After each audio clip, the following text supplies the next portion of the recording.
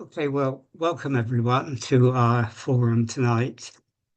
We've got two or three speakers, which is good. And if I just show you the agenda for tonight, which I did send out. Can you please mute yourself if you're not speaking? Can you please mute yourself? Thank you. This is our agenda for tonight then. We've got Juliet Nolan, who's first going to tell us about, how young people learn and what she does. And then we've got Ari talking about how you gauge young people, and she's done a lot of work around that and is young herself. And she's got a friend, Ricardo, coming on to join us, but he is joining us from Jamaica. And we have questions and discussions around all of that as we go along. And then we've got Tanuja, who's going to speak about tackling heat and code and the things we've done together, and questions and discussion on that. I mean, the focus of the first part really is about how young people and other generations really learn differently nowadays, and how we can engage with young people across generations. And that's always not an easy thing to do. And we're going to start with Juliet. And Juliet has to leave us about 7:35 because I think she has got her elderly parents with her. And that's it's a pretty hot time to have your elderly parents around. Oh, pretty hot time for me. Anyhow, Juliet, thank you for coming on. And Juliet is really an interesting person to talk to. I first came across her. Let me just see if I can mute people who are not going to speak first. Can you please mute yourself if you're... Yeah, I think we're okay. Yeah. Now, Juliet's a very interesting person because she made contact with me, I think on Blue Sky to begin with, because of what she was doing, and thought that we might be interested in it, which I certainly was. And I'll let her tell you something about her background. But let's go through your background first, Juliet. I mean, you started life as a lawyer. You then became a commissioning editor for children's books, and then you went on to be a primary school teacher. Now, that's an incredibly interesting journey that most people would not go on. I mean, what made you go on that journey and then become interested in climate change and how young people learn about climate change? Oh, big question. Well, I think I've been really lucky to do lots of different jobs. I mean, I actually started as a geographer. So in a sense, where I've ended up is not so surprising. Did geography, not many jobs from geography necessarily. I fell into corporate law, but I was a very unhappy lawyer. Can I just check, can you hear lots of noise in the background, or are you okay? We're okay. Oh, you're fine. Yeah, good. So I managed to escape from corporate law, although I'm very glad I did do that. It was a very sort of busy city job, and became the tea girl at a children's book editing company. And that was my absolute love. I'd always wanted to write and illustrate children's stories. At that point, I wasn't writing them, so I thought next best thing, be an editor. I was lucky to find someone who'd let me take that chance. Worked up, became an editor, and then I had lots of children. 4 children later, stayed at home to look after them, which was actually even better than being a children's book editor. And I'd always thought, later I'll become a teacher. Then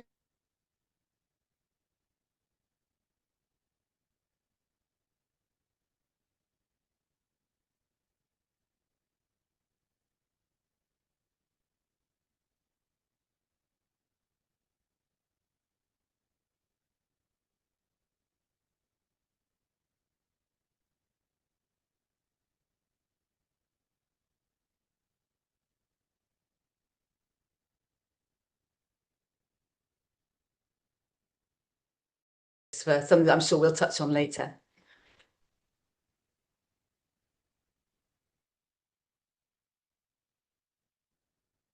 Didn't answer that question. I mean, I could keep going. Francis is on mute at the moment. He's muted himself, so I'm sure he'll sort himself out. Yeah, sorry, my internet dropped out, and that was a bit of a problem. But anyhow, I'm back on now, and I'm glad you finished your question. Oh, I just did my biography, exactly. It was a bit boring. There we go. Done that No, bit. no, it's not. I'm sure it wasn't, but I will listen to it on the recording. Okay, so let me ask you another question then. I mean, you've had this journey, this experience. Have you come to any sort of conclusion that there is a different way that adults learn and young people learn? And has that been an issue for you? Actually, I think it's the opposite. So that might not be the answer you were expecting. Just as within a classroom, you might start off as a teacher thinking that you need to teach differently for a child who has a challenge like dyslexia or ADHD or colour blindness or all sorts of things. In actual fact, really good teaching for primary school children is really good teaching for all of them. And I am thinking increasingly that what works for young children works for older children and really works for adults too. Not always, of course, and we can maybe sit for longer. We might have a longer concentration span. Hopefully we come with more knowledge beforehand. But I do think a good lesson at any age or communication would mean you'd find out where your audience is. That's the same if we're talking about a climate conversation with an adult, find out where they are. You break a complicated subject down into next steps, simple steps, you chunk it. And that's true for adults too, isn't it? Too much overload and I'm fast asleep in a lecture, even if I want to really concentrate. And I think it helps if you make it fun and you have an engaging hook. And that's the same, 8 or 80. So maybe we're not so different. Yeah, but isn't there a different medium mix? I remember hearing of a young person at university saying she never reads books. And then someone said, well, what do you do? She says, I watch videos and they must be no more than 2 minutes long. So we live in the age of TikTok and Instagram and YouTube, and young people will go into a sort of chaos of different media and they have to make order out of that chaos. Now, that's not necessarily the way that, say, people of my generation learned, which was more linear, or even of my children's generation. So there is a difference there that we have to confront, isn't there? Totally. I am definitely a person who, if I want to find something out, I'll go and find loads of books. So I am of the old school, book, book, book, book, book. And it's interesting in myself now, I'm beginning to get onto social media through my latest project. I can feel my brain changing. I actually, although I would defend books to the hilt, I love them, I've made them, I've edited them. I actually think that in terms of back to climate emergency and finding out about the climate, maybe personally, I think a lot of our problems stem from our mainstream media. Older people are more likely to watch mainstream television, to read a broadsheet newspaper.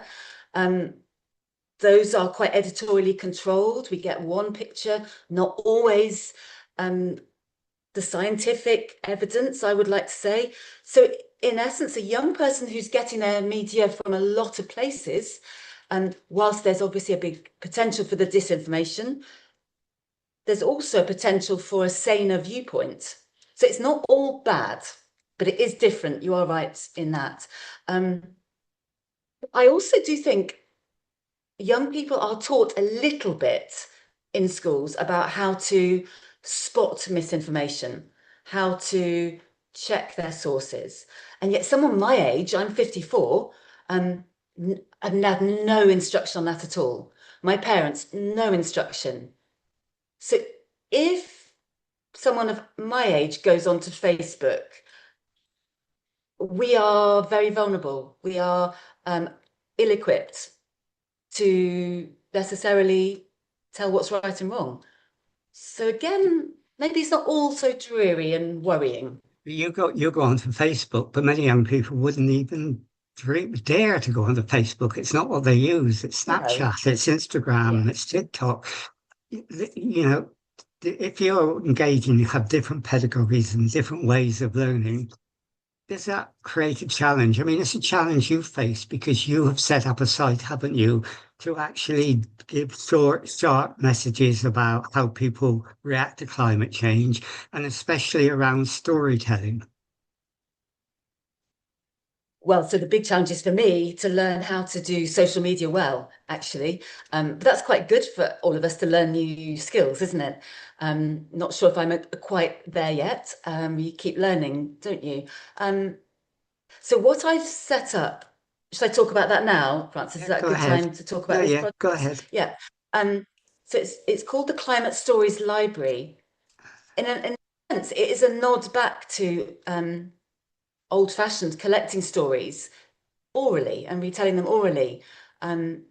It started because I felt it was really important that we listened to people and that we weren't just told who we could listen to. I wanted all of us, any ordinary person, to be able to tell their story, how the climate crisis was impacting them, how the decline in nature was impacting them, and all the interconnecting injustices.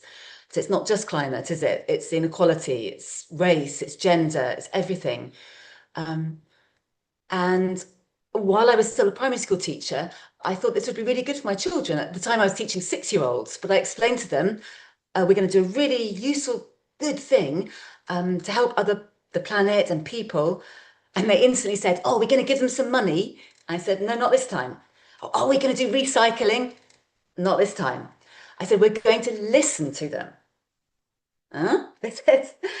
So we practiced telling each other what we did at the weekend and then listening to each other.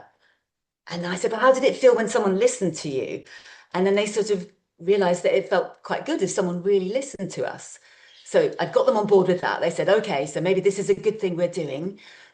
And then we came up with some questions to send to a school in India to ask them how the climate changes were affecting their grannies, their uncles, their aunts, their crops, their animals, their baby brothers. And when they sent back their answers, we painted pictures and wrote poems in response. So the whole exercise was about listening, and that has led me now to think I should broaden this. I'm no longer just a teacher. So I've set up the Climate Stories Library, which is where you all come in. You didn't realize this was going to be a session where you had to do something, not now, but later in your own time. I would really be delighted if you yourselves would feel like submitting a story. It's in the form of a very short video, maybe a minute, recorded on your phones. And it could be in England, some of us have experienced extreme weather. I mean, all of us today, I would say, have perhaps felt a little uncomfortable at the very least, if not worse. All of us of a certain age can remember how things have changed in terms of nature. And that too, I think, is worth recording. So that would be wonderful to have some contributions. And I think Francis will share later how you could do that if you wanted to. Yeah, I mean, I will send a message out to everyone with the video that we're doing of this interview and your contribution to everyone in the newsletter. But it's quite interesting because storytelling is something we did before people had books. It's what they did around the campfire. So in a way, the digital age has taken us back before books and it's making us engage orally again. That's sort of interesting, isn't it?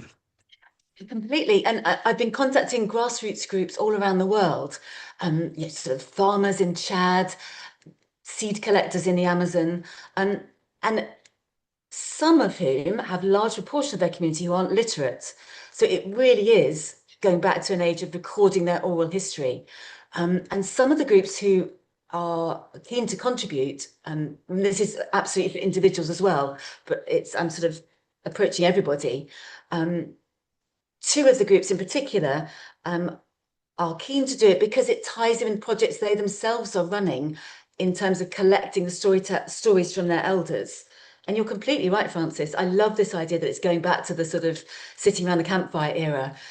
So there is a group of about 700 seed collectors in the Amazon rainforest from 5 different ethnic groups.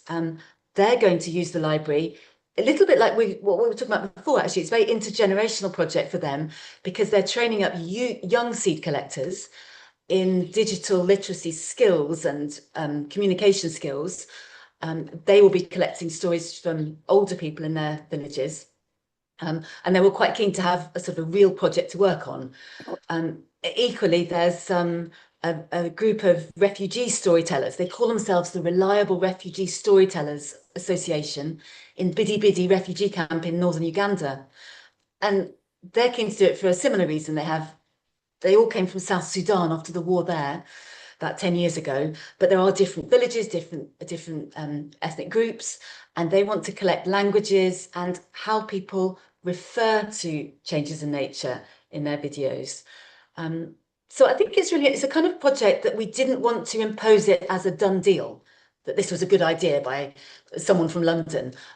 Very much the opposite, that this was, how could you use this in your country or your organisation? Can we co-create this together? So it's quite exciting to see where it goes.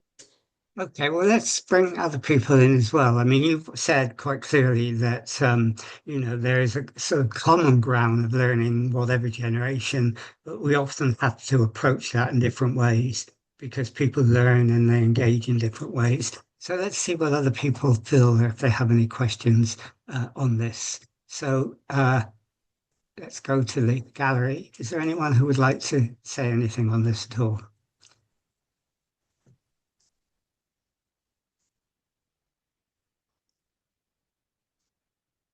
No, let me ask. I mean, Sydney, you're on, and I'm going to ask you a question because you are really good at doing research and you're really good at writing long information about things which are incredibly important. If you were communicating to a young person, would you do that?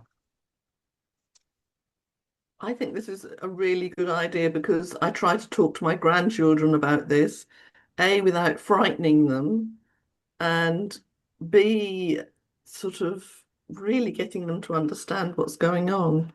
I mean, one of the things it is they've got a brand new school in the City of London, and it's too hot to learn in this weather because they never thought of cooling. They put in, I suppose, gas boilers or whatever. This was like 2, 3 years ago, and they're too hot to learn. So I discussed that. That gets a bit political. Um, But the and question just of how you talk to them, I mean, not about whether, cooling is important or not, but would you talk to them differently than the a way you bit would engage? differently because I don't want to frighten them. They had someone come into the school and say, "We're all doomed. You're all going to die because you're young and soon, it'll be impossible to live on the planet." So I tried to calm them down after that, but without saying that isn't true because there is a lot of truth in it. So you have to speak a little bit differently to them. Okay. So anyone else want to come in? Well, let me ask you, Tanuja. I know you're coming on later, but I'm going to ask you a question. You are very good, and you have very good people at doing PowerPoint presentations. Do you think that would work in young people having PowerPoint presentations, or would you adopt a different approach? Um, I think PowerPoint presentations have their place, but I think it's about trying all sorts of different approaches to communication. And the story I wanted to share was about my two sons who are now all grown up, but when they were little and they had very different ways of learning to read. Our older son was one of those sort of, quick off the blocks, and, he was reading as early as was possible and, completely fluent by the time he was, I can't remember, 4 or 4.5. But the younger one just didn't want to know, even though we had a similar approach to both. We read books to them at night. We did, but he consumed his information via the internet at a very young age. Even when he couldn't read, he was playing games on the internet and he was taking it all in, but he wasn't going to let us know until he was ready. And when one day when he was probably closer to 6 years of age, off he went and he was reading fluently. So he had, they had to quite, and he didn't read many books, but he wrote extremely well. And I just wondered, how was this happening? He wasn't reading very much. But again, from the internet, he was gathering all his information. He was learning to write in a particular way, and he evolved his own style, which was quite impressive to see. So I just wanted to share that. But in coming back to the question about PowerPoints, I mean, they can be really off-putting. So I apologize to everybody who might have to put up with my PowerPoint this evening. But I think they can just be a means to create a conversation. So, you know, I don't like PowerPoints with lots of words on pages, on slides. I prefer them to be just pictorial if possible. I've tried to use a mix of words and pictures this evening. But it can be overdone. So I think we need to be careful and we need to tailor it for the audience. Okay, That's I've what I got two other people with their hands up, but you wanted to respond to that, Juliet, first, and then I'll bring you in, David and Anthony.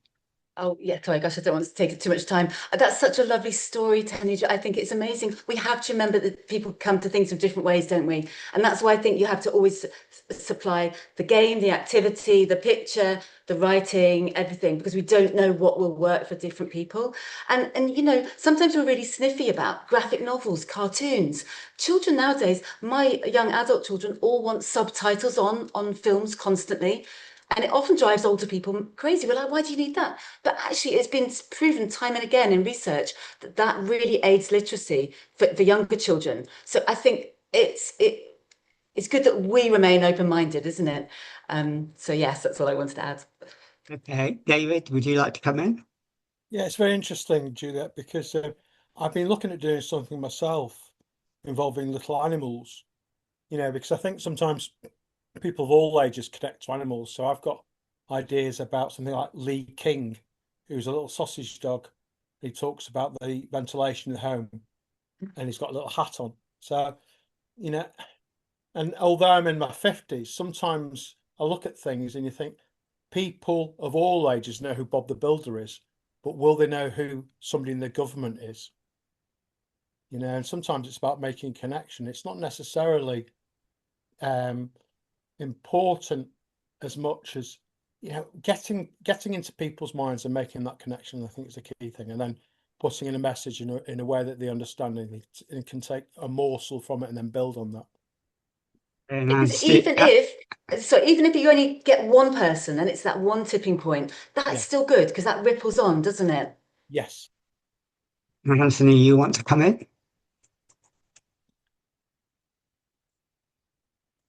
Anthony, are you Yeah, muted? can you hear me now? Yeah, Can I you hear me? can. Yeah, I just wanted to say, because, you know, I'm aware that there are three learning styles, kinetic, and you've got audio, visual, and auditory, yeah? But what I wanted to say is my son's 24. He's 24 now, but when he was in primary school, started going to school, they said that my son had like learning difficulties, which it wasn't. He didn't have that. We then found out a few years later that my son, when he was going to go to secondary school and do the 11 plus, we got some private tuition for him. And this lady said it isn't nothing to do with it. The way he learns. So we then found out that learning teachers, there's a gift in learning. You have to have a gift that there are children who learn differently. And because my son's 24, but he went to Cambridge and he got a first class honors with distinction and 5 academic awards and just graduated from Harvard with sum cum laude. And, you know, I'm just saying that there are ways that people learn. And even myself, I wasn't very academic at school till later on in my life when I started to read books for myself and educate myself through reading a lot and practical application. So it's all learning, you see, but it depends on the teacher as well. Okay, and It's a Chandra, gift. Yeah, I'm just saying it's a gift though, because it's just like in anything, you've got some people who go into teaching, maybe not so much now, but it was a money thing, or you do it and not as a gift. There's something about when you love doing something that you're able to put over the gift over to anybody. yeah. I'm just saying Okay. it. Okay, now that's important about having that sort of gift, that motivation, that desire. Chandra, you've Yeah. got your hand up as well. Yeah, just wanted to say that I've come from a culture of oral tradition and following by example. We learn a lot about the kind of rituals and about our stories through example of what people do.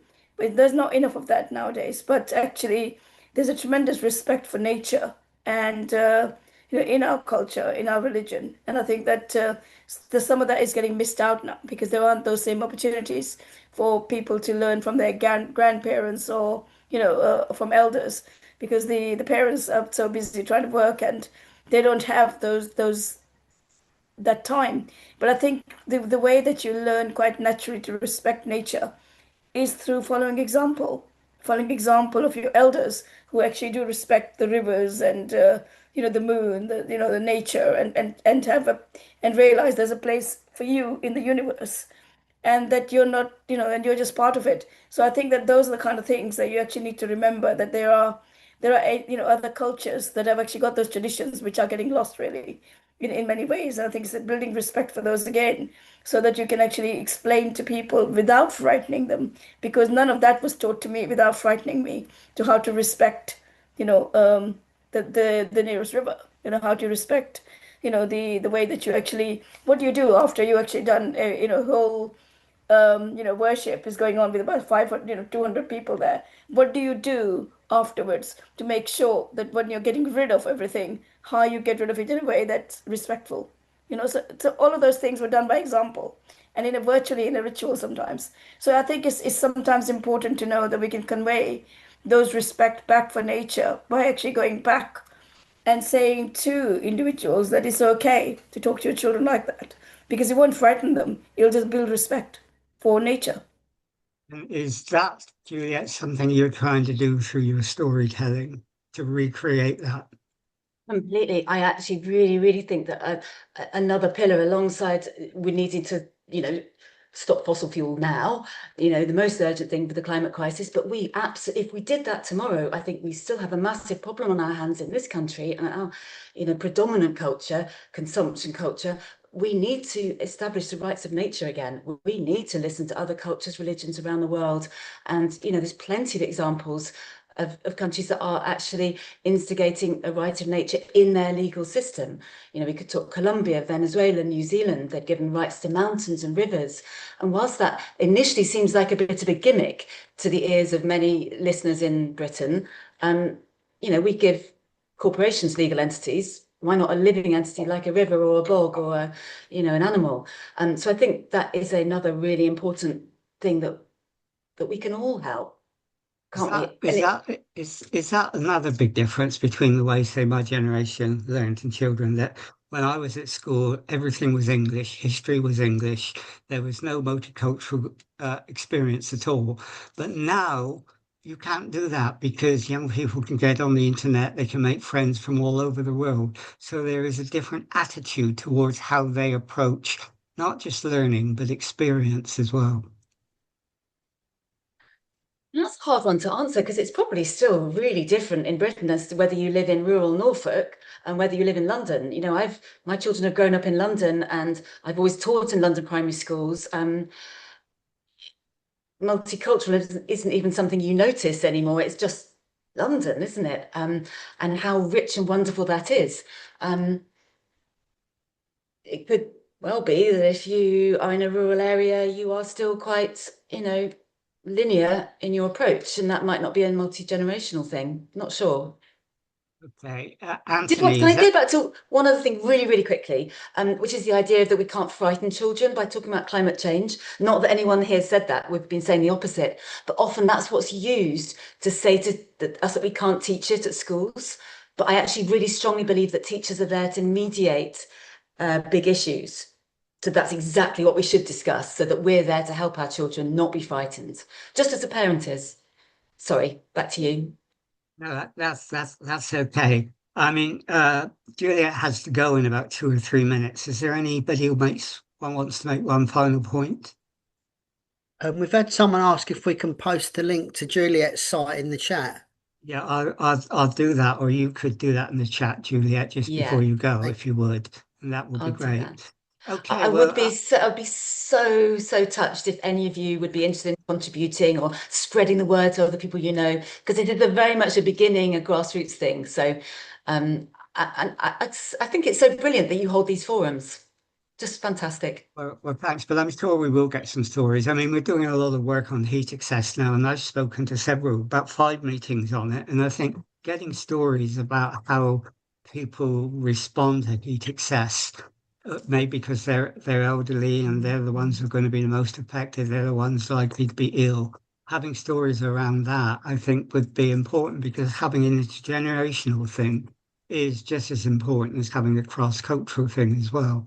So yeah, I Totally. hope we can provide some, some content for you, and we'll try and look at if we can do that. And I'm sure, Chandra, you might be interested in that with some of the people in the Enfield Racial Equality Council who would be interested in giving their stories. And Yeah, if I we could think do also that. it's important to know that there are traditionally ways how people dealt with, heat and how they kept cool. My first reaction to heat wave was to get a air conditioner or a fan or whatever. But the way the buildings are designed in many countries traditionally were coping with heat a lot better than what is now being sold to them through global capitalism.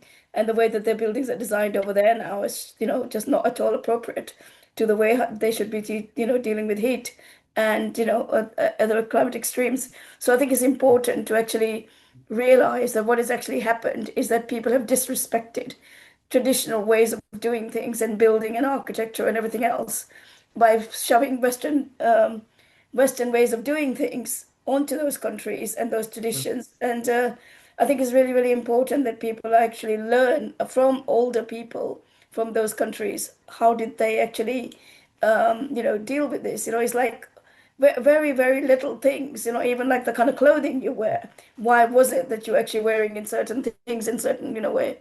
So I think it's important to actually just look at that. Okay. That way Yeah, too. I'm going to stop you because I know Juliet has to go now, because she has to Yeah. talk to her parents who are staying with her, and they're here. Thank Anyhow, you so much. Juliet, thank you, and we will keep in touch, and we'll try and do things with you, because I think it would be great to do that. So thank you Yeah. for joining us, and I know you've got the schedule, you're busy, Yeah. and so we Oh, really well, appreciate you making the time. thank you. And I'm so sorry not to hear the other speakers. So I will look at the YouTube recording later. And I'll pop the details in the chat and then I'll head off. But Okay. have a lovely evening. Thank you. Okay, thank you. Okay, well, I mean, Juliet was talking particularly, about the stories she's doing, but she also talked about learning and the way young people, and obviously very often primary school, junior school children learn. But we've got Ariana Abdul here. In fact, we've got two Arianas with us, except one is Ricardo, isn't it? Pretended to be Ariana. Welcome, Ricardo. And Ariana was the delegate. I think she went to COP28. She certainly went to COP29. She is involved in the Futures Network. I think it's called the Youth Futures Network, but Ariana will tell us and correct me on that. So she's been working with young people for a long time. She's been advocating for young people. She's been collaborating with them.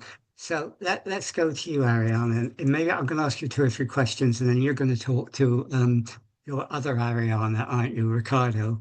About the things that you've been doing. I mean, do you think with all the work you've done, there is a different way that young people approach climate change and climate change action and climate change solutions the way in a way that your generation does? Thank you, Francis, and thank you for all the contributions so far. It's been a very enlightening forum so far for me. So as Francis said, I've sort of been in the youth climate space pretty much as soon as I graduated. So I have a background in international relations, and then I led the UK youth delegation to COP28 with the Future Leaders Network. And since then, I've been to COP29 and engaged with a lot of other programs and young people. And I really do believe that, for the most part, there is a slightly different approach. And I think one of the clearest examples is the way that youth reframe the narrative. So moving ocean, climate, sustainability issues away from these technical or distant topics to matters of justice, to matters of identity and lived experience. And through my own work, so I work for an organization called Island Innovation, which is how I know Ricardo, who I'll introduce shortly.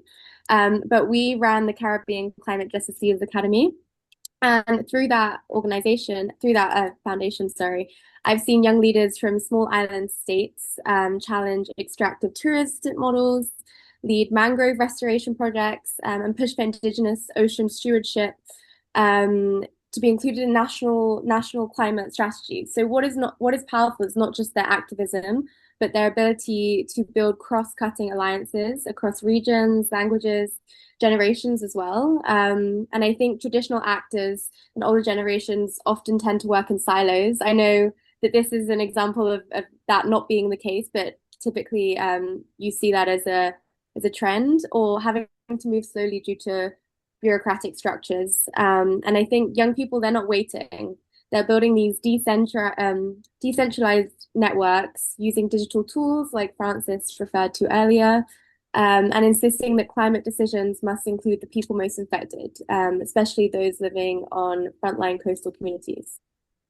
And is climate anxiety another issue where younger people feel, they're threatened more than, say, older generations, and that really impacts on the way that many young people think? Some turn to activism because of it, some turn to apathy.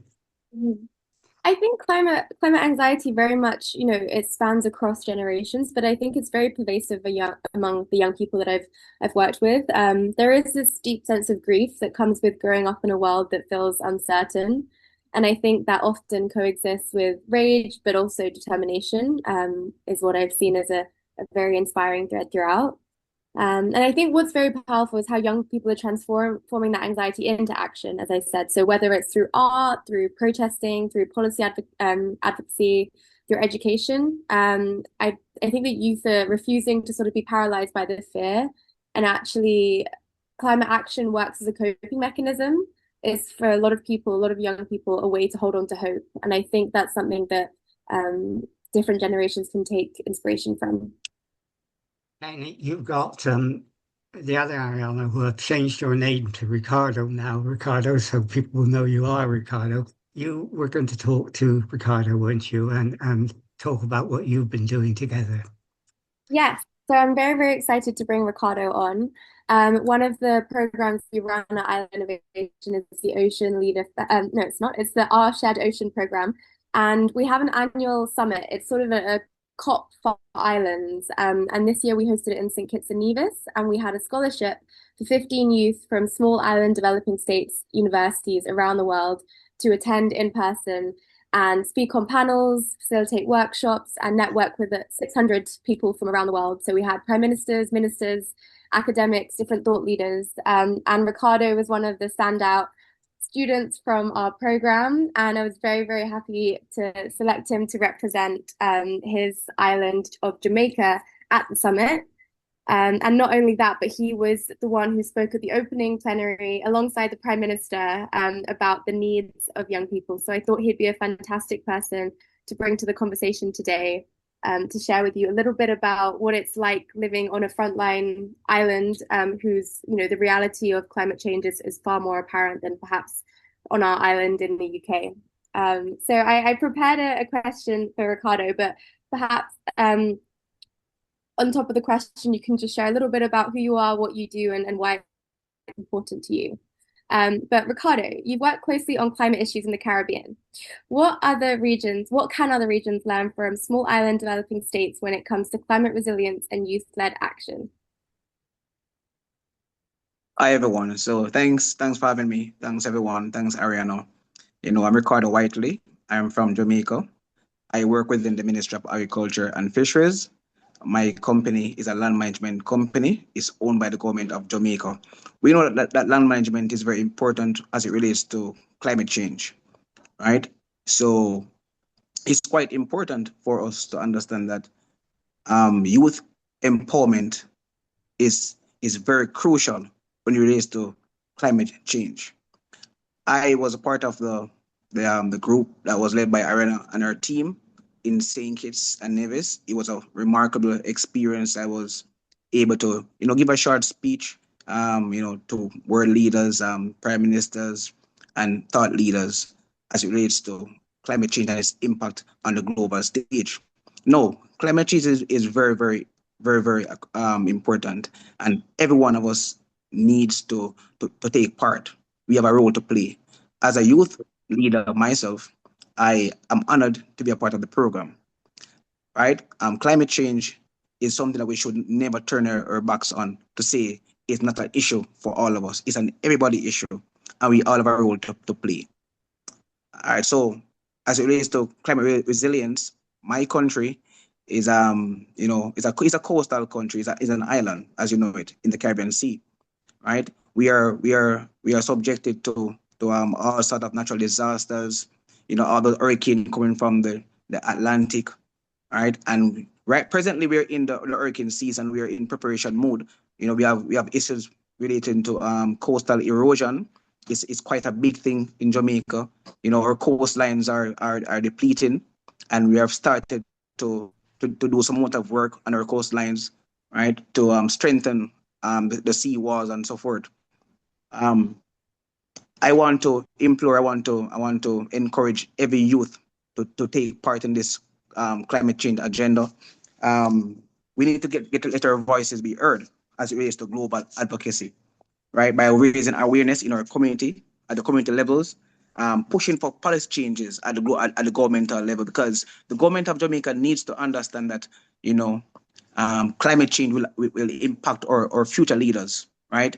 So we must put policy in place that will protect our youth of tomorrow, right? So I want you to ensure that we all are aware of the rising issue of climate change and the role that the youth has to play as it relates to climate change.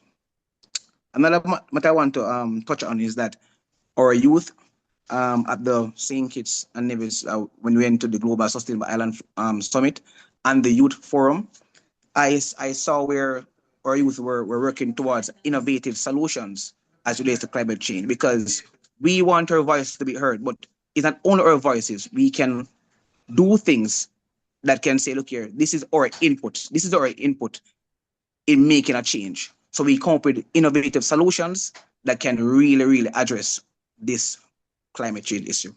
Thank you. Thank you so much, Ricardo.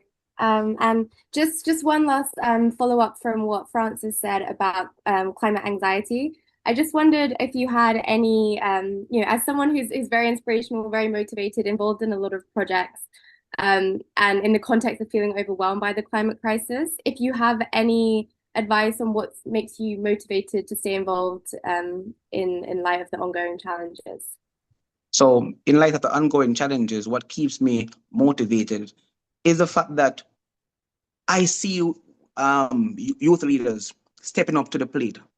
When I went to the Youth Forum in St. Kitts and Nevis and Global Sustainable Island Summit, I see that we really want to make a change. I see that their youths were rising up, were saying, not only that we want our voice to be heard, but we are going to make a change, an active role. When I see that myself, I feel encouraged, even though, yes, it's an existential threat to humanity. When I see youth leaders from all over the world, all walks of life, coming to say, look here, we can do this to make a change. I said, I can make a change as well. So I'm feeling so honored. I feel encouraged to move forward with the program. Amazing. Thank you so much. I know it's your lunch break as well, but thank you so much for joining, and I hope everyone finds Ricardo's words as valuable as I do. So am I frozen? We can see you, I think. I'm wondering if I'm frozen a while ago. Could you hear me? Yeah. Thank you. I was going to say thank you, Ricardo, for joining us from Jamaica and giving up your lunch to come and join us, which is great. Let me bring other people. I think. Sorry, I'm sorry. I think I will stay with you until after lunch. I'm a bit flexible, so I will stay with you. Okay, you can eat as well in front of us. We won't mind. If you Okay, want to. I'm going for my fried chicken, so I'll be back. Okay. Anyhow, let's bring other people in on this here now. And I see you've got your hand up, Sydney.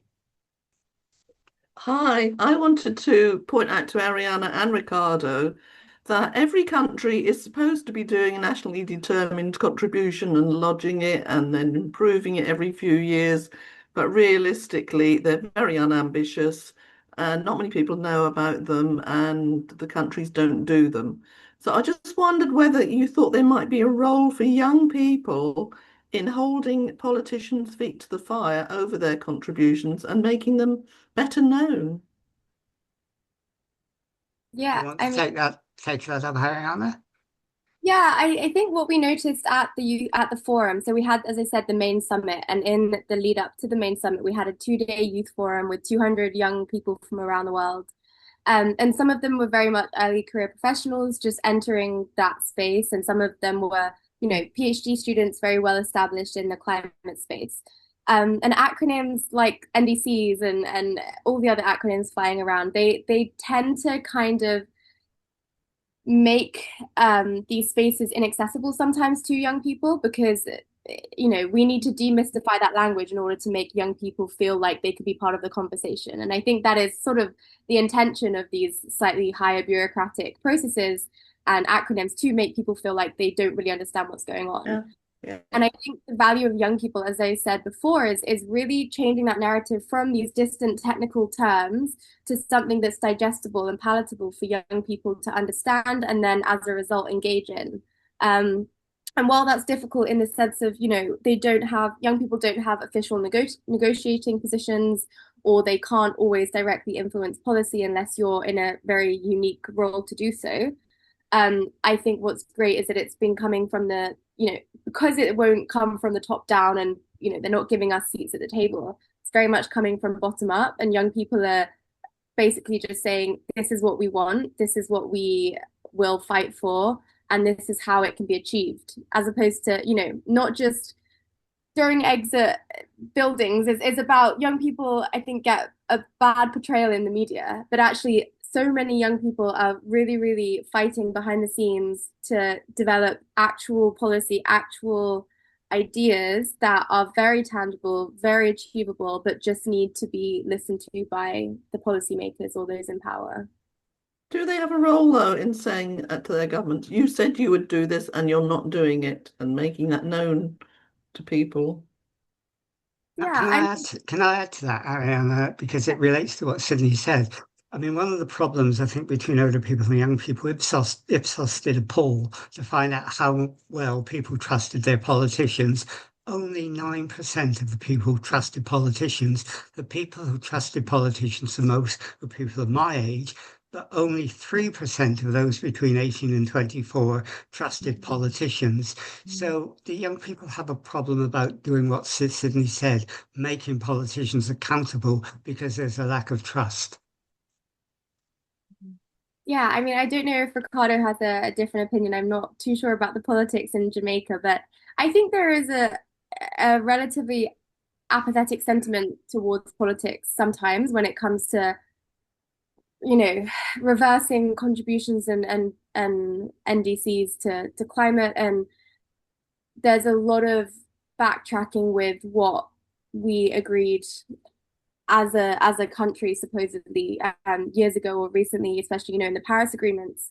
But I do think that our voices are becoming more recognized in this space. There's a lot of initiatives like the Future Leaders Network, like the Climate Youth Negotiators Program, which actually is training young people. And I think that's where the gap is. It's about providing funding, providing spaces, providing opportunities for young people to develop those skills. Because of course, you're not going to be as well versed in how policy decision making happens if you're fresh out of university.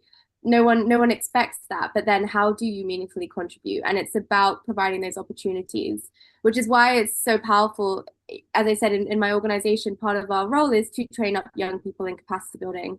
And Ricardo is one of those recipients. And while it's not necessarily always policy based, there's other ways that we try and do it in terms of capacity building that allows people to influence their governments directly. So Ricardo works with land management in Jamaica, and that allows him to have influence over what that landscape looks like. Ricardo, I don't know if you have any comments there. Yes. So pertaining to the influence over the land management aspect of it, based on my company, but what we want to do, we want to also integrate and incorporate sustainable practices in our land management system. We know that sustainable development and sustainable practices are aligned with climate change agenda.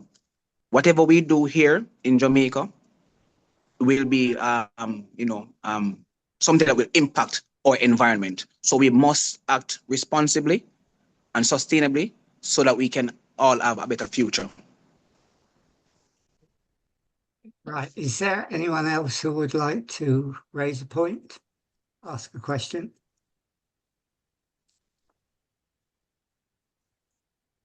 Not at all. Let me just ask questions to you, Paul Everett. You're here. Sorry, I put you on the spot. I mean, your locomotion, you look at things locally in Enfield. Good evening. Ariana has just talked about looking at things globally and having collaboration globally. There has to be a link between global and local, doesn't there? How do we do that when, say, you concentrate on local, Ariana is traveling around the world dealing with global? How do we gel up the two? I think our communities in Edmonton, in Enfield, are global by their very nature. And I would have thought that for a lot of our communities, the effects of climate change in countries like Jamaica, we've got a large Jamaican community in Enfield, that they will understand those challenges. And I think that maybe we need to better make those links, because it's easy for us to make those links on days like today when the temperature's going up to 33, 34 degrees, unusually. But on most days, and if we took last year, for example, we're not seeing the effects of global warming in the same way that countries in the sharp end are.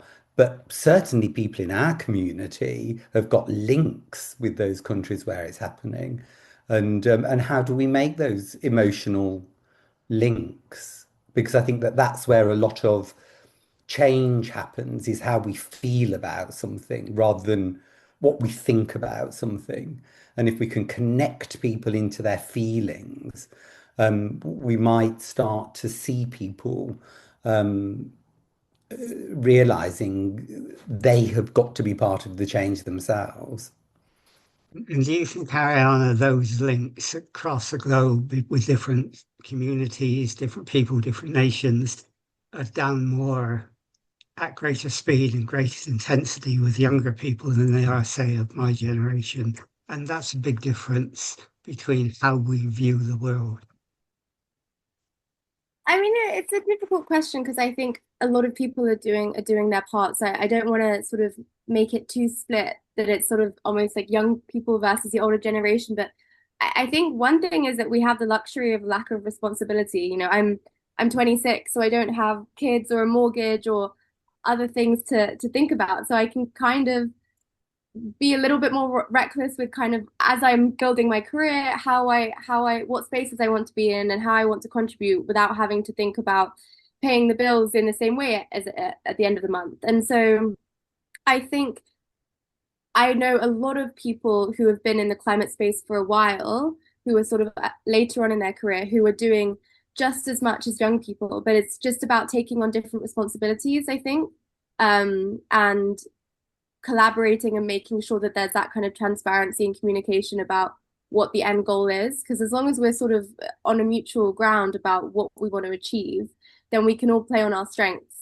You know, I can play on the strength of having a youth network and of people from different parts of the world, like Ricardo, who are able to bring a different perspective than you know, the community that I'm used to in North London. And that's no sort of, one is not better than the other than having someone who's based very much on a local level, who's doing really, really grassroots community level work. So I think that it is just about understanding that common ground and making sure that you're working towards the same goal and taking on, filling in the gaps of responsibilities where they can be identified. Okay. Is there anyone else who would like to come in? Hello, good evening. Hello. Yeah. Go ahead. Hello.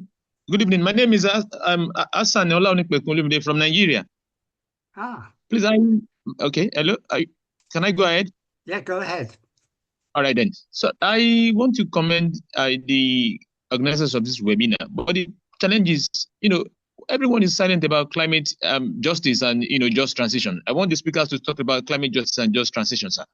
That's all. You Hello? Justin, just go ahead. Okay, I said I want the speakers to talk about climate justice and just transition. When we talk about climate change, we can't talk about climate change without talking about climate justice and just transition. Okay, let's put that to Ariana because you mentioned that. I mean, for young people and for those in deprived communities, climate justice and how you actually move justly, you find a way of transition that doesn't affect people's cost of living and so on is pretty important, and it's something I know that you feel strongly about. And I think what gentleman from Nigeria is sort of implicating is if we don't confront climate justice, we're really not confronting climate change. Yeah, absolutely. And justice looks sort of very different across different communities. With the Caribbean Academy that we work with, we obviously work with a lot of overseas territories. So that includes the Cayman Islands, Aruba, Curacao. And people automatically assume if you're part of, a British territory or a Dutch territory or a French territory or a Danish territory, that you have access to that country's pockets of funds. And in theory, you do. But for example, with the Cayman Islands, with our British overseas territories, we take 81% of their biodiversity data to publish in our biodiversity stat. So it makes us look great because, they protect their corals, they're looking after their nature. But when it comes to matters such as Brexit, they don't have a right to vote, even though they have a British passport. So that affects then where they can work, where they can travel, where they can live. Instagram following, And influencer, all sorts of branded posts, very significantly. Okay. I don't know who we got there, but anyhow, go ahead. And so obviously that impacts their access to migration and also their access to funding. So they struggle often to tap into the British funds or the Dutch funds. Yeah, I think I was muted. And they're often left out of the climate conversation because they don't have an official seat at the negotiating table at spaces like COP. So that is not a just transition because you're not having the voice those who are at the front lines at the table and in the room. And this is a common thread across the Caribbean, across the Pacific, across the different communities we work with about having representation at the table. And if you don't, then you can't call it a just transition. If you're not informing the loss and damage funds, if you're not informing the different conversations that are happening at the negotiation rooms. So we're really working to try and actively engage the overseas territories or just any island or any country that doesn't get the same voice and recognition on the global international stage. Okay. I know you've got your hand up, Pasanuja, but we're running close to your part of the meeting now. So do you want to make a point on this very quickly? I just wanted to add, as I've just done in the chat, that the very objective of community energy groups, one of the key objectives actually, is to ensure a just transition as we move to net zero. So I just wanted to say to the gentleman, it's very much part of our work. And yes, I will be mentioning it in my piece. Yeah. Okay. Well, we've sort of come to the end of this session now. We've got a half an hour left. And thank you, Ricardo, from coming all the way from Jamaica and sharing your meal with us. And thank you, Ariana, for joining us as well, and all the work you do. I mean, you do an amazing amount of work, and you're an incredibly articulate person. So thank you for joining us. But I hope you stay for the last half hour. Okay, we've got Tanuja with us, who you just heard, and Tanuja works for Power Up North London, and they do a tremendous amount of work on community energy, and they work with different organisations, industry, schools, and so on, and they help them develop community energy, like solar panels on roofs and so on. But they're also very concerned with how we generally can deal with heat and cold in our homes and how we can do it sometimes in a cost-effective way. And we did some work with Tanuja and Sydney from Haringey Climate Forum with the North London Middlesex Hospital. where they are looking at how they can also develop community energy there. So Tanuja, you wanted to say some things about this, and I'm going to hand over to you to give your presentation. Am I enabled to share, Francis? I can request sharing, apparently. It wasn't turned on. Could you just tick that box? It's loud now, you can. Okay, here we are. Okay.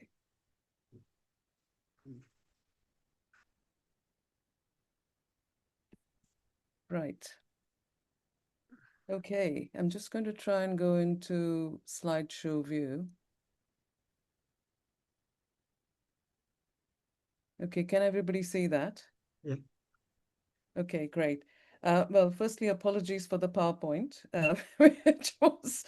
which is not everybody's favorite, but can we just use this as a basis for discussion? Because the brief that I'm seeking to speak to here is about the work that community groups like Power Up North London, Haringey Climate Forum, EnCaf, and others are doing on the ground to support residents of Enfield. And I think this is interesting in the sense that it doesn't just apply to Enfield. It's actually a more generic thing, but there are some very specific examples here that apply to Enfield residents. And the context for what I'm about to say is very much the climate and ecological emergency that we are aware of. Certainly people on this particular call are very aware of it. And of course, the cost of living crisis, which affects a lot of people. And we were talking about, skyrocketing energy prices, wages not keeping up with inflation, food prices going up. People are facing a whole host of issues that result in the cost of living crisis. And of course, overriding all that is the UK government's legal commitment to reach net zero by 2050. All of these come together and have implications for the work that we need to do to support residents to get there. And the context for this is what Francis was referring to earlier was a government grant that my community organization received late last year to do a study at the North Middlesex University Hospital to look for ways in which waste heat from their existing systems could be recovered and reused to save carbon, to save costs, etc. And this could be potentially part of a decarbonization plan. Well, we didn't know if these options, if there were sort of significant opportunities rather at the hospital, but we were looking into them. And we had a grant to do this, and we were working with EnCaf, with Haringey Climate Forum and others to deliver this.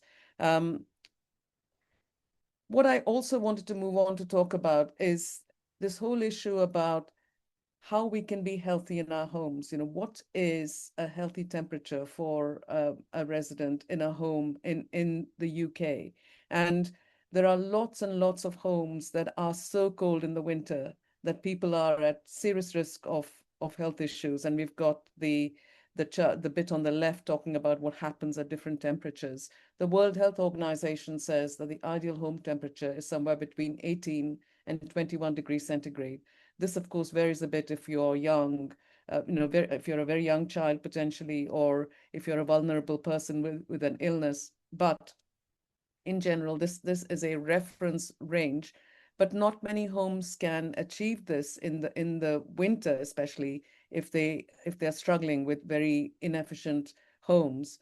And when we talk to people about the way they can be in their home and the temperature at which they can live healthily in their homes, we also talk to them about actions that they can take to control the energy use in their homes, because we accept that, yes, there are lots of homes out there that are not very energy efficient, that are leaking like sieves, and that need help.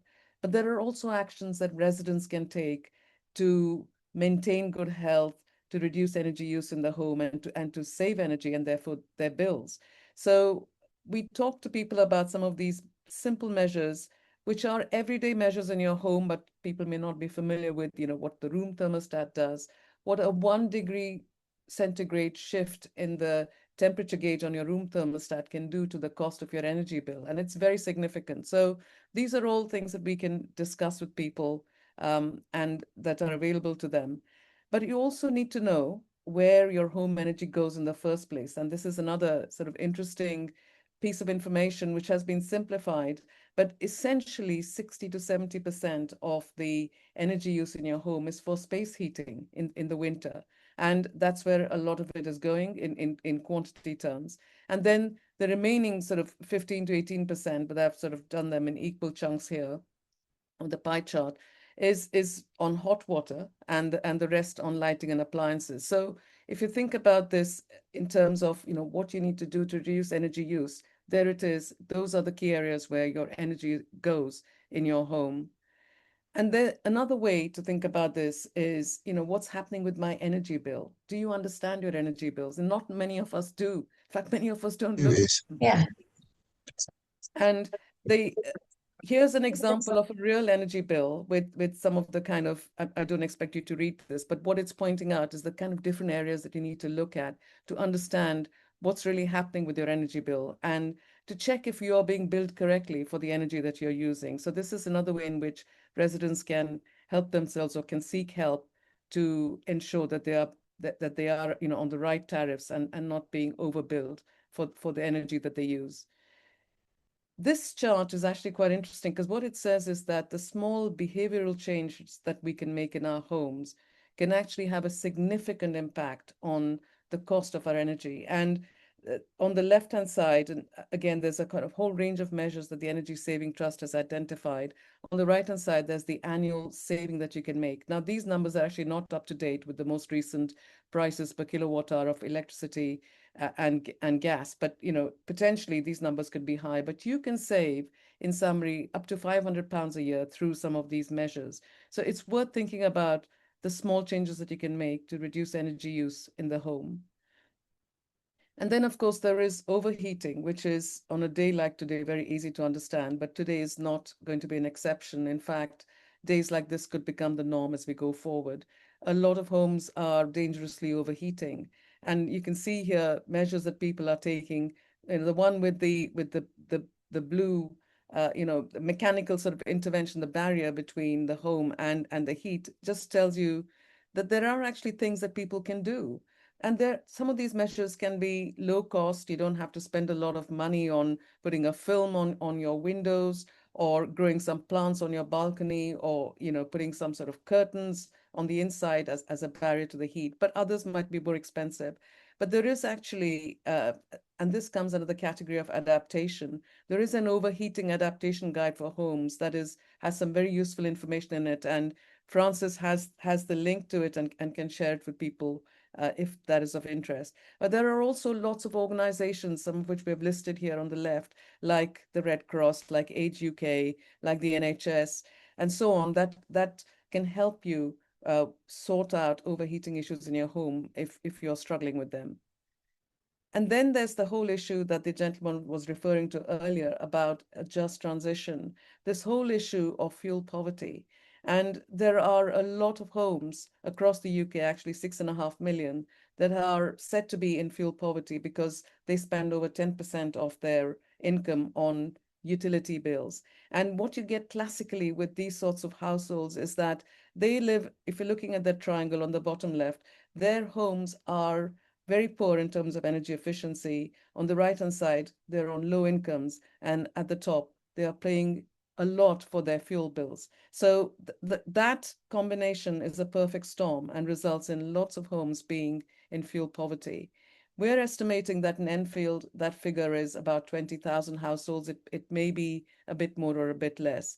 But the impact of people living in these sorts of homes is, you know, there to be seen. Lots of physical impacts, respiratory diseases, cardiovascular diseases getting exacerbated, depression, and all of this has an impact on the overall health of those homes, on the health of our society, really, and has a cost to be paid by society, but of course also by the NHS. So there is advice and support. This is the good news. You know, there are lots of organizations that are out there trying to help you to deal with this. Enfield Voluntary Action is a local organization in your area. They've just received a very significant grant to train people to be energy ambassadors and to go out there and help people with the sorts of issues that I was discussing earlier. Shine is another organization. They can send people to make home visits to help you to make your home more energy efficient, and so on. And then, of course, there is the Greater London Authority that has, and there are some links here actually. So if this presentation is shared, you can click on those links. The Greater London Authority has lots of information on cost of living support for residents. The other area that is relevant in this discussion is about the work that can be done to make homes more energy efficient, but also to help people to install renewable energy in their homes, whether that's in the form of electrifying your heat through heat pumps or putting on solar panels or other measures that make your home a healthier home in the sense that it has a lower carbon footprint. Now, the Mayor of London has something called the Warmer Homes UK program, and there is funding available for eligible homes to make some of the changes that are listed there, as is something called the Eco4 Energy Efficiency Scheme. Again, all of these schemes have eligibility criteria, and you need help to access them and to make these changes in your homes. But it's good to know that they are there and then to reach out to organizations that can help you to do this. And finally, what I want to say was that the impact on vulnerable residents, on our people, on our societies, of people living in over or underheated homes cannot be underestimated. This is a really important issue, but we can all play our part. There are community organizations, there are council services, there are energy discounts that the government has put on the table. You have all, well, a lot of you will be aware of the U-turn that the government made on the winter fuel discount. There are grants available for home improvements, but all of these need to be accessed in a particular way. You need help to understand what's available. You can contact your local community organizations to access help. And importantly, you can also become an ambassador yourself for your community. So I'd like to stop there and stop sharing and really look forward to your questions.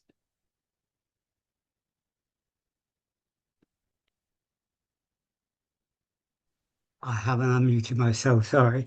Thanks, Tanuja, that was great. And you know, the work we did with you in North Mid Hospital was great, and it led to quite a number of you know, developments that I think we're going to take forward. Is there anybody who would like to raise any questions on that or make any points? David O'Neill. Hello? Hello? Yes, David, go ahead. David, you had your hand up. We talk about being a community ambassador. Can you do that as an individual on your own, just as a member of a community, or do you have to be part of something? So I think there are many ways to do it. Francis, you want to probably talk about the EVA program. Go ahead. Yeah, I mean, the EVA program, I think they're presently training 15 ambassadors, and they'll be training another trench of them later on. But they all come from community groups. They aren't individuals. So they run it like they do their health ambassadors program. They come from groups. So, for example, David, if you were involved in a community group that wanted to be involved, and then you wanted to be a climate ambassador that relates to that group, I think Enfield Voluntary Action would be really, really keen to involve Oh, that's really you. good. I like that. I'll look into that. Do you belong to any group, David, at all? No, I've been looking at doing some mentoring or, you know, working with helping animals, and I thought I need to do something. But sometimes you look at opportunities and there's a queue and a waiting list, you know? Yeah. Well, I'll talk to EBA about that and tell them that you're interested. Yes. We're also looking, and this is another subject because we talked about it this morning, for climate ambassadors that will work with schools and help them develop climate action plans. And that might be something that you will be interested as well, because there you don't have to come from a group. You can be an individual. Well, I'm just thinking, I've got this idea about engaging with younger people, or people all ages, with my animals. I think sometimes, like the gentleman said earlier, teaching is a passion. But if you really believe in something, it'll take you beyond the extra, you know, beyond the normal call of duty. So I'd be really keen to look at that, Francis, if you can help me. Okay. Well, I'll put you in contact with the people we're working with on that are at University College London, and they joined us at a forum a couple months ago. But they're really good. Okay, thanks for I'll that. be grateful for that. Our colleague, I think from Nigeria, was trying to say something. I'm sorry, I can't pronounce your name. I'm so terribly sorry about that, and I'll get it wrong. All right, my name is Olumide from Nigeria. Yeah, Sorry, I want to add. Okay, can I go ahead? Yeah, go ahead, please. All right, then. Please, can I know if the EVA program is available to Nigerians also? Because I'm resident in Nigeria, I'm based in Nigeria. Can I be part of the EVA program, sir? That's my question. Probably not if you're in Nigeria, because the EBA program, which has climate ambassadors, mean that they visit people here in the UK. So that would be difficult. All right, then. Thank you. Thank you. All right. Maybe we need to have an international group of ambassadors, which would be great. I mean, Ari is an international ambassador anyhow. She goes around the world. Anyone else who wants to say anything? I just wanted to say, Francis, on that point that Olumide just raised, why can't we think about ways of doing this online or supporting people online? So I do, for example, one-to-one energy advice sessions at community centers, but I haven't thought about doing that online. And there's no reason why it can't be done in that way. So that could bring in actually a larger cohort of people into this sphere, and that might be quite an interesting way to proceed. Yeah, let's talk about that because, I mean, again, we've been running community hubs face to face, and someone said exactly the same as you. Why don't Yeah. we do it online? We bring in a different set of people. So let's Yeah. talk about that as well. I mean, doing that advice online and see what we can do. Pamela, you've got your hand up. Yeah, I was just going to say that one way that you can, I mean, one story which I think is quite exciting is a retrofit story. In Haringey, we do have a sustainability group that every year runs a green open homes event. And that's how I decided to retrofit my house, by visiting somebody else's and hearing their story. And also, I mean, programs like Grand Designs on television, which, can really inspire people to take action. Okay, and by the way, you saying that you visited someone else's house and that gave you the motivation to take action. That sounds like a little short story that Juliet would be interested in. So we've got you for Right. that. We'll Yeah, get you for that. okay then. Yeah. No, that'd be good. Anyone else would like to say anything on that? No? Okay. Well, thank you, Danuja, and I'll make sure that did you send me the final slides that I can do that after this. Okay, and then when I send a newsletter out, I'll send those slides, but I also recorded it as a video and I'll put that up on YouTube as well. So that will go out to a wider audience and it'll go in our newsletter. So, people who didn't come today can still access it. Is there anything else before we close? Anyone else would like to say or talk about at all? It's hot. Well, it's a good day to have the session with Tanuja. As she was talking about code, I said, please say something about hot. She did. We got there, so it was good. If I can throw in as well from the North Middlesex experience and generally cooling.